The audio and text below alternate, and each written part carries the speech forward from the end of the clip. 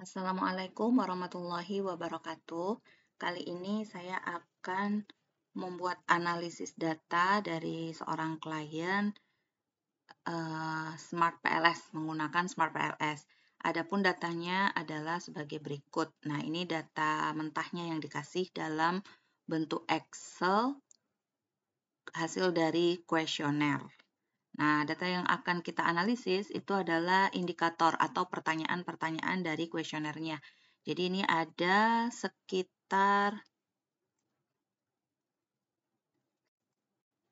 15 indikator.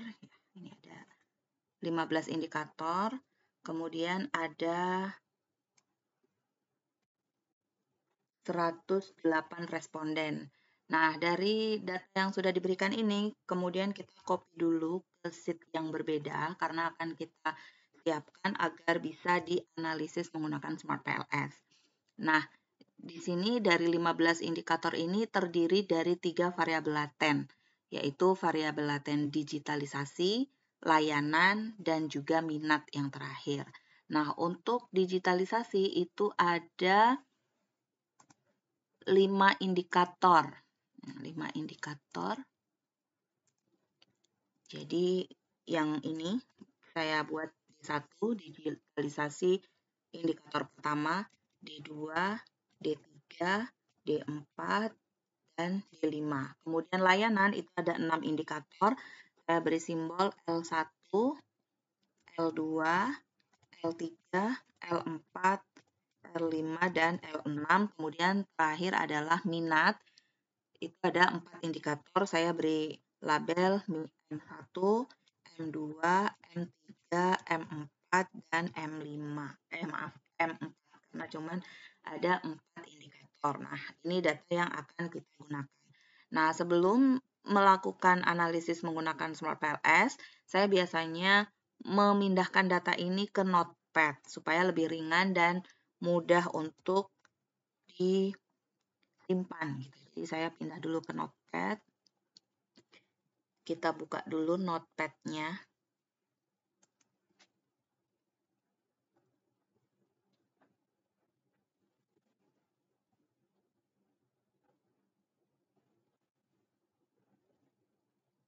Kita buat baru di sini ya. Nah, kita kopikan.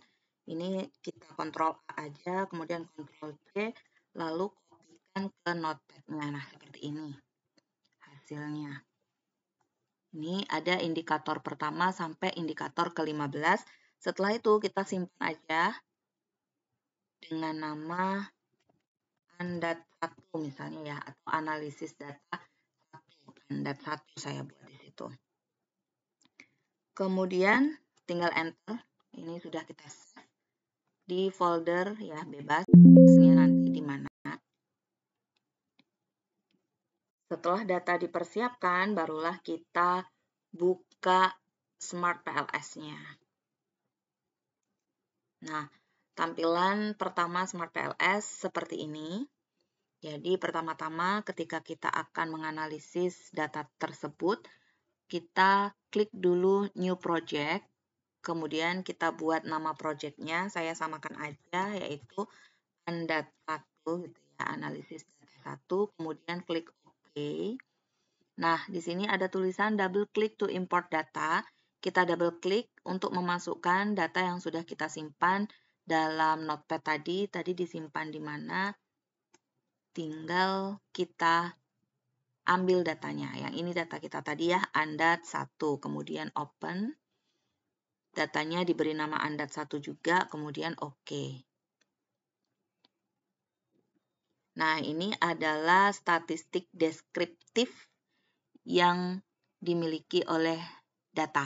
Ada per indikator. Jadi D1, D2 sampai D5, ini nilai rata-ratanya, median, minimum, maksimum, standar deviasi, terus ini ada nilai kurtosis dan ada nilai squeamish. Nah, data ini ternyata bisa di-copy teman-teman ke Excel. Jadi kita tinggal klik yang ini, copy to clipboard. Nah, kemudian kita kembali ke Excel. Kita pilih di sheet barunya. Di sini kemudian kita kopikan aja dengan Ctrl V. Nah, jadi di sini rata-ratanya udah ada. Kemudian nilai median, minimum, maksimum, standar deviasi, kurtosis, dan squeamisnya. Itu tadi statistik deskriptifnya. Kita kembali lagi ke analisis data Smart PLS. Tadi kita udah memasukkan datanya. Selanjutnya kita akan menggambar konsep diagram sesuai dengan hipotesis yang teman-teman punya. Awalnya kita double klik dulu di bagian yang ada gambar pad-nya ini, yang namanya Andat 1, kita double klik. Nah, ada lembar kosong untuk menggambarkan seperti diagram konsepnya. Jadi, ada digitalisasi, tadi ada 5 indikator, ya ini kita blok aja.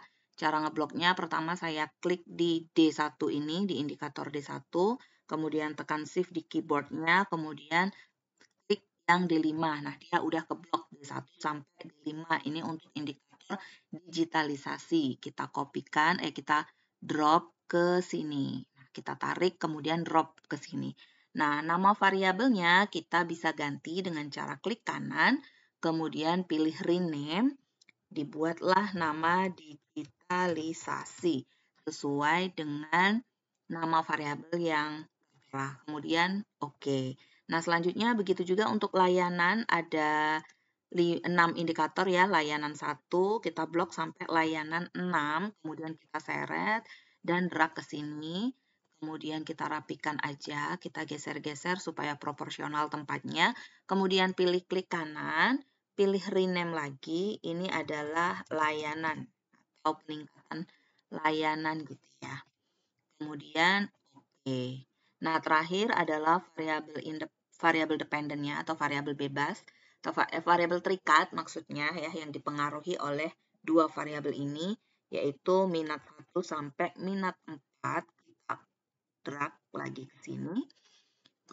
Nah, indikator ini kita bisa pindah ke sebelah kanan. Tinggal klik kanan, kemudian pilih Align Indicator Right. Nah, dia udah pindah ke kanan. Terus nama variabelnya juga bisa kita rename dengan nama minat. Namanya minat, kemudian oke. Nah, setelah selesai kita bisa buat tanda panahnya ya sesuai hipotesis. Jadi di hipotesis dalam penelitian ini adalah digitalisasi berpengaruh positif terhadap minat, layanan berpengaruh positif terhadap minat gitu. Jadi kita klik dulu ini connect ya, connect ini kita klik, kemudian kita arahkan dari digitalisasi ke minat, kemudian dari layanan ke minat. Nah, seperti ini bentuknya.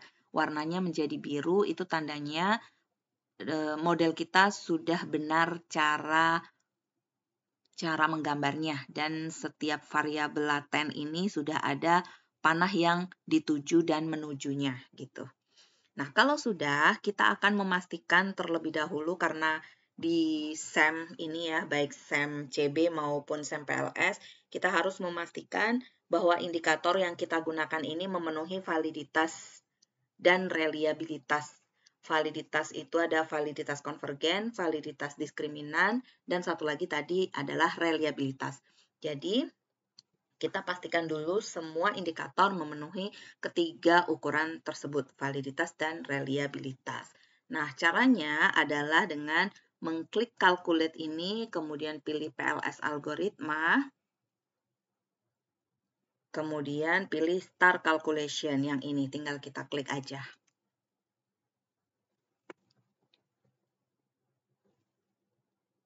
Nah, ini adalah output keseluruhannya. Tapi sebelum kita bahas output ini, kita akan lihat gambarnya terlebih dahulu dengan mengklik yang ini, yang di jendela kedua Andat. Nah, sekarang bisa kita lihat ini adalah nilai outer loading atau nilai yang bisa untuk mengukur apakah indikator ini valid secara konvergen atau tidak. Jadi ini adalah nilai outer loading atau loading factor. Nah, nilai ini harus lebih besar dari 0,7 sehingga kita bisa mengatakan bahwa indikator-indikator ini memenuhi validitas konvergen yang baik. Nah, kalau kita lihat di sini, indikator dari digitalisasi itu nilainya sudah semuanya di atas 0,7.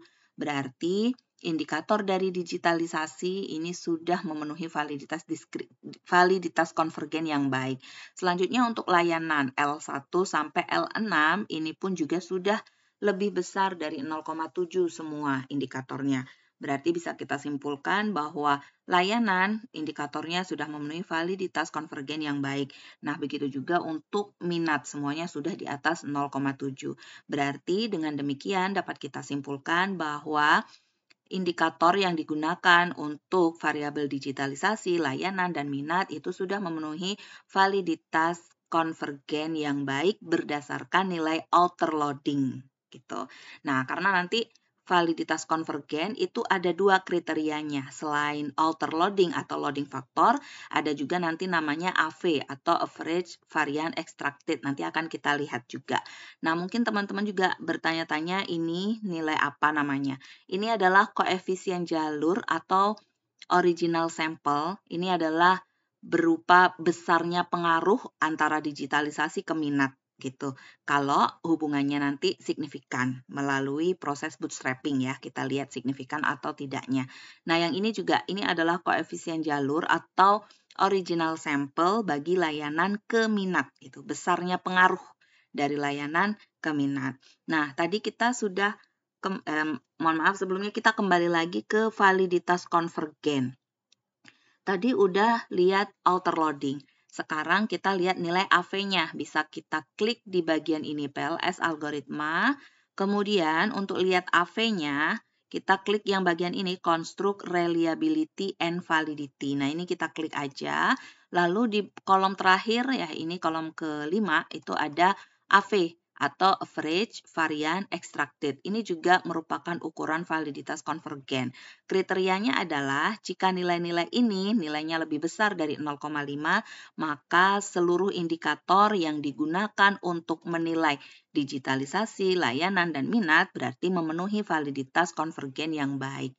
Nah, berarti ini kita bisa simpulkan nilainya udah di atas 0,5 semuanya, berarti indikator dari ketiga variabel laten ini sudah memenuhi validitas konvergen yang baik.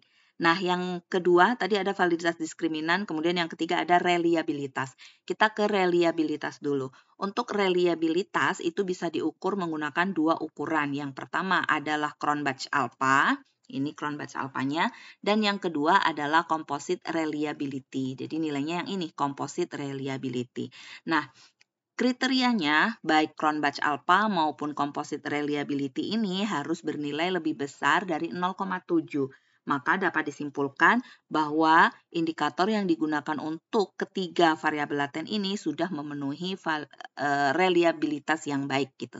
Nah, jadi kalau ini kita simpulkan bahwa Cronbach alpha-nya udah di atas 0,7, composite reliability-nya juga udah di atas 0,7, berarti indikator yang digunakan pada ketiga variabel laten ini sudah memenuhi reliabilitas yang baik gitu. Jadi tadi validitas konvergen udah terpenuhi, reliabilitas juga udah terpenuhi, dan yang terakhir adalah validitas diskriminan. Nah, validitas diskriminan kita bisa melihatnya di sini, diskriminan validity. Tinggal kita klik aja ini. Nah, ini masing-masing ada digitalisasi, ini juga digitalisasi layanan minat gitu. Cara membacanya ini ada Fornell-Larker criterion atau kriteria dari Fornell-Larker. Nanti untuk validitas diskriminan kriterianya itu ada 3. Yang pertama Fornell-Larker kriteria, kemudian yang kedua cross-loading, yang ketiga itu HTMT atau heterothread monothread ratio. Nah, kita lihat di kriteria yang pertama dulu yaitu Fornell-Larker. Cara membacanya adalah seperti ini. Kita lihat di bagian diagonalnya. Diagonalnya ini ada 0,856, 0,841, 0,905. Nah, nilai diagonal ini harus lebih besar daripada nilai yang berada di bawahnya ini. Nah, misalnya yang digitalisasi. Digitalisasi ini 0,856. Dia harus lebih besar daripada nilai yang di bawahnya ini, yaitu 0,841 dan 0,760. Nah, kalau begini berarti sudah disimpulkan bahwa digitalisasi itu indikatornya sudah memenuhi validitas diskriminan yang baik. Nah, layanan juga demikian. Layanan 0,841 bandingkan dengan nilai yang berada di bawahnya dan nilai yang ada di sebelah kirinya. Ternyata semuanya udah lebih besar ya atau sama dengan nggak apa-apa. Jadi sudah memenuhi validitas diskriminan yang baik. Yang minat pun demikian. 0,9 ini sudah lebih besar daripada layanan dan digitalisasi. Gitu. Nah, nilai yang ada di tengahnya ini disebut dengan akar AV. Jadi tadi kalau ada nilai AV, kemudian AV itu kita akarkan, maka nilainya adalah yang ini 0,856, 0,841 dan 0,905. Sementara nilai yang selain itu, berarti yang di bawahnya ini adalah korelasi antar variabel latennya. Jadi yang ini yang 0,841 itu adalah nilai korelasi antara digitalisasi dengan layanan. Yang 0,760 adalah korelasi antara digitalisasi dengan minat.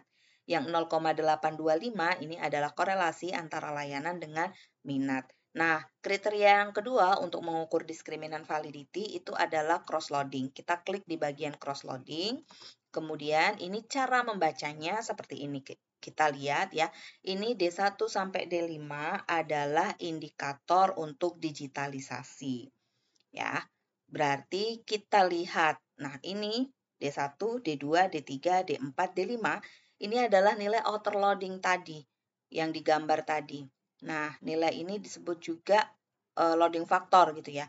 Nah, nilai ini harus lebih besar dari nilai yang di sebelah kanannya. Nah, nilai yang di sebelah kanannya ini disebut cross loadingnya. Jadi outer loading harus lebih besar dari nilai cross loadingnya. Misalnya yang D1 nilainya adalah 0,840. Ini harus lebih besar daripada 0,724 dan 0,619. Nah, yang D1 ini sudah memenuhi validitas diskriminan yang baik. Kemudian D2 juga demikian, 0,778 harus lebih besar dari 0,617 dan 0,611. Nah, ini juga sudah memenuhi. Itu untuk digitalisasi semuanya dilihat seperti itu, dari D1 sampai D5. Kemudian untuk layanan, indikatornya tadi adalah L1, L2, L3, L4. Nah, berarti lihat nilai outer loadingnya yang layanan ini. Layanan 1, 2, 3, 4, 5, dan 6. Nah, nilai outer loading dari layanan ini harus lebih besar dari cross loadingnya. Cross loadingnya berarti yang ada di sebelah kirinya ini dan yang di sebelah kanannya. Nah, coba kita lihat satu persatu yang L1. L1 outer loadingnya adalah 0,857. Ini sudah lebih besar daripada cross loading yang sebelah kiri 0,731 dan cross loading yang sebelah kanan 0,733. Berarti L1 sudah memenuhi validitas diskriminan yang baik seperti itu. Nah, nanti untuk L2 dan sampai L6 seperti itu juga cara membacanya. Untuk minat pun demikian, kita lihat yang bersesuaian indikator dari minat, yaitu minat 1, minat 2, minat 3, dan minat 4. Ini harus dibandingkan dengan nilai yang di sebelah kirinya gitu. Nah, itu adalah kriteria untuk pengukuran diskriminan validity. Nah, untuk satu lagi kriteria yaitu heterothread monothread ratio atau HTMT. Kalau yang ini ukurannya adalah dia harus lebih kecil dari 0,9 gitu. Nah, jika dia lebih kecil dari 0,9, maka dapat dikatakan bahwa indikator yang digunakan untuk variabel-variabel laten ini sudah memenuhi validitas diskriminan yang baik. Tapi di sini ternyata ada satu ini yang tidak lebih kecil dari 0,9.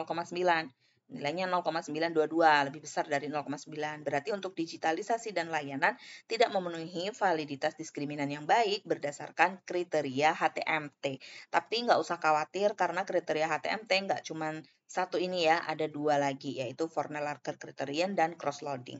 Kalau salah satunya tidak memenuhi, tidak mengapa, jadi tinggal dilaporkan saja yang memenuhi, yaitu Fornell-Larker criterion dan juga cross-loading. Nah, itu tadi adalah ukuran kebaikan model pengukuran. Nah, jadi kalau di SEM itu ada dua model. Yang pertama model pengukuran atau outer model, yang kedua adalah model struktural atau inner model. Nah, yang tadi saya sebutkan adalah ukuran kebaikan untuk outer model.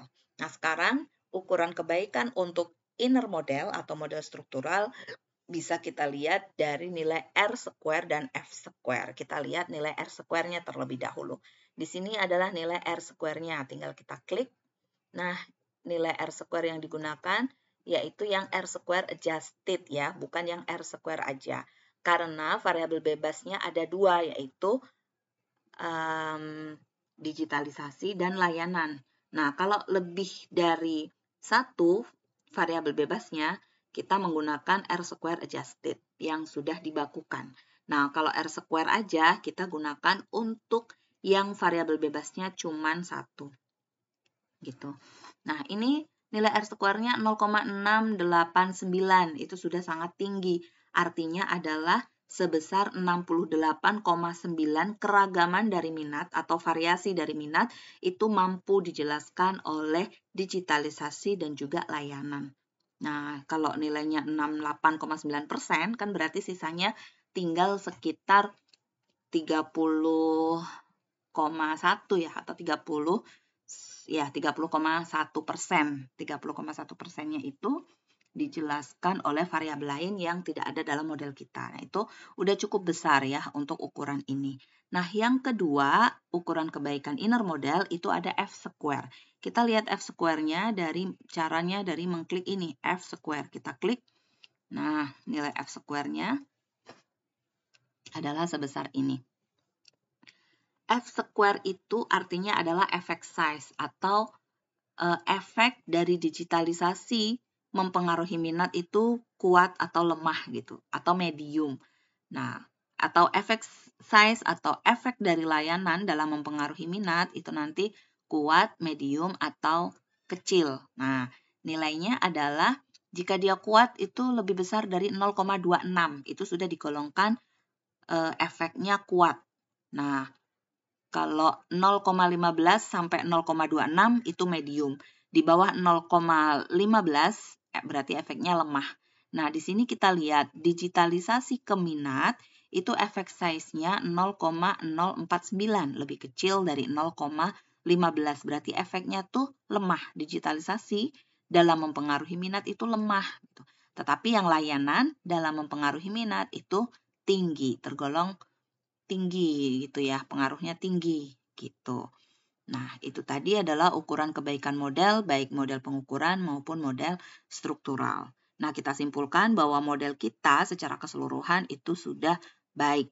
Nah, kalau model kita sudah baik, baru kita lanjutkan ke proses pengujian hipotesis. Kita kembali lagi ke gambar ini. Nah, gambar ini ya. Kita mau melakukan pengujian hipotesis. Digunakan untuk apa pengujian hipotesis itu? Yaitu digunakan untuk melihat pengaruh dari digitalisasi ke minat, layanan ke minat, itu signifikan atau tidak. Signifikan itu artinya berpengaruh nyata. Tidak signifikan artinya tidak berpengaruh nyata. Nah, prosedur yang digunakan untuk pengujian hipotesis dalam PLSM itu disebut bootstrapping, resampling, bootstrapping. Jadi intinya adalah pengambilan sampel yang sudah ada secara berulang. Jadi sampel kita tadi misalnya 108 itu diambil lagi sampai berapa kali gitu ya. Nanti akan diperolehlah nilai T statistik untuk menghitung nilai T statistik dan juga p-value. Nah, itulah kriteria atau ukuran yang digunakan untuk melihat apakah hubungan dari kedua variabel tersebut signifikan atau tidak. Nah, langsung saja caranya adalah dengan cara klik calculate, kemudian pilih yang bootstrapping ini. Nah, kita pilih subsampelnya ada 500, berarti 500 kali pengambilan gitu. Ini bisa kita tambah juga misalnya ya. Jadi 600, jadi 700, dan lain sebagainya. Tapi defaultnya itu 500, kita buat dia 500 aja. Nah, kemudian signifikan levelnya kita pakai yang 0,05. Ini yang sering dipakai. Signifikan levelnya 5% ya, atau 0,05. Berarti artinya adalah kita mengizinkan terjadinya kesalahan sebesar 5% gitu. Kalau dia signifikansinya lebih kecil lagi, misalnya 0,01, berarti kita mengizinkan kesalahannya 1%. Nah, tapi konsekuensinya kalau misalkan 1% itu nanti model kita akan sulit untuk signifikan. Jadi memang yang pas-pasan itu adalah 0,05%. Nah, setelah kita klik yang tadi, kemudian langsung aja start calculation.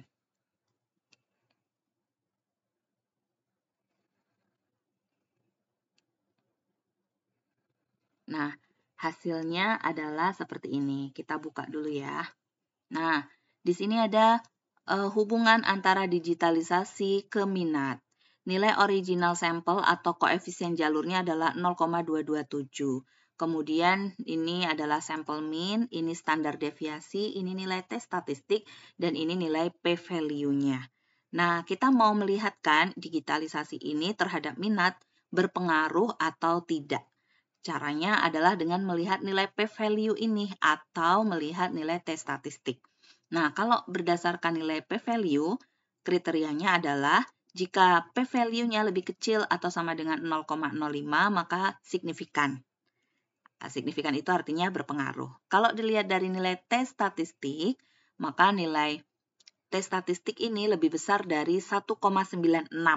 Maka dikatakan hubungan ini signifikan. Nah, ini nilai p-value-nya 0,05, berarti pas-pasan banget ya. Jadinya tetap signifikan ya, karena dia di batas kriterianya yaitu 0,05. Kemudian ini juga 1,96, udah pas-pasan banget. Berarti kita simpulkan hubungan antara digitalisasi ke minat itu signifikan. Signifikan artinya dia berpengaruh. Pengaruhnya sebesar apa? Pengaruhnya sebesar 22,7%. Gitu. Pengaruhnya positif atau negatif tergantung. Kalau ini positif berarti pengaruhnya positif. Kalau original sampelnya negatif berarti pengaruh digitalisasi ke minat itu negatif. Nah, ini kebetulan dia positif, berarti digitalisasi dalam mempengaruhi minat itu berpengaruh positif. Artinya adalah jika digitalisasinya ditingkatkan, maka minatnya juga akan meningkat sebesar 22,7%. Gitu. Nah, begitu juga untuk layanan terhadap minat. Pertama-tama kita lihat dulu nilai p-value-nya. Dia harus lebih kecil dari 0,05. Nah, ini p-value-nya lebih kecil nih dari 0,05, berarti signifikan. Nah, pasti juga akan sejalan dengan nilai T statistiknya. T statistiknya harus lebih besar dari 1,96. Ini udah lebih besar dari 1,96, berarti signifikan. Berdasarkan nilai p-value dan T statistik itu kesimpulannya adalah signifikan atau berpengaruh. Berarti kesimpulannya layanan mempengaruhi minat. Pengaruhnya adalah positif karena nilai koefisien jalur atau original sampelnya ini positif. Dan peningkatannya adalah sebesar 63,4%. Artinya adalah jika layanannya ditingkatkan, maka minatnya juga akan meningkat sebesar 63,4%. Nah, udah selesai untuk analisis data structural equation modeling partial square menggunakan Smart PLS. Mungkin teman-teman yang lain jika berminat menganalisis datanya boleh hubungi saya ya, ada di deskripsi box nanti nomor saya. Terima kasih. Ini kebetulan dari klien dari Universitas Trilogi. Saya lupa pula menanyakan namanya siapa. Terima kasih ya untuk mbaknya udah analisis data di kami. Baik, mungkin sekian dulu dari saya. Kurang dan lebihnya saya mohon maaf. Assalamualaikum warahmatullahi wabarakatuh.